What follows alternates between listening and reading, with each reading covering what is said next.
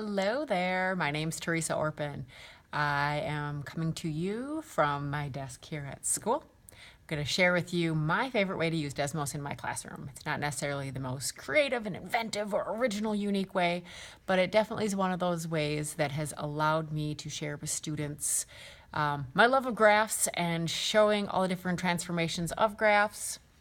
And I love how Desmos is able to show things in real time as opposed to having to go back to a menu and replug it in and wait for it to plot and spend a lot of money on those devices.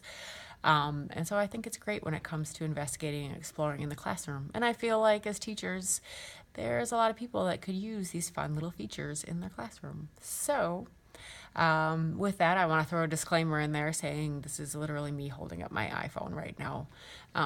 So I'm hoping I'm really in the shot. We'll see. Okay. Anyway, here we are. I'm going to move us around here slowly and just look at my desktop. Let me get this out of the way.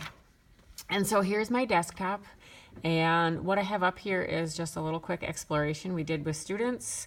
We're going to turn projector mode on here because that's something that I had to share with colleagues and say, hey, look at that when you're projecting to kids. They can see it a little better. So anyway, all I did was do a basic square root function because that's some of the stuff we've talked about recently in my Algebra 2 class. And I asked students to make predictions.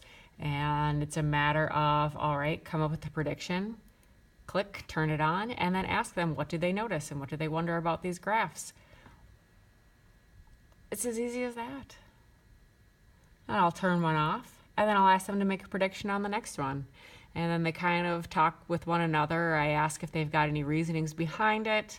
And then it's a matter of showing, yep, there it is. Ooh, beautiful. And there's the last example.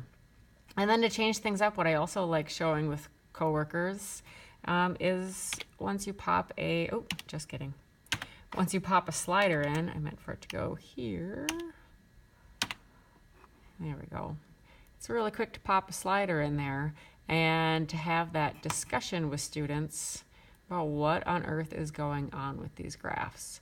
And just recognizing how quick and easy it is to use Desmos and to get that dynamic live action in there. And you know, you can always push play and then let it go and let kids talk as it's moving and they're mesmerized.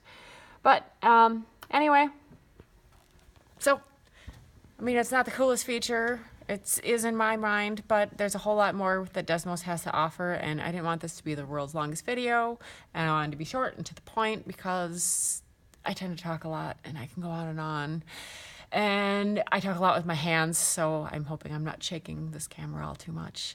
But thank you very much. I look forward to hearing from everyone at Desmos.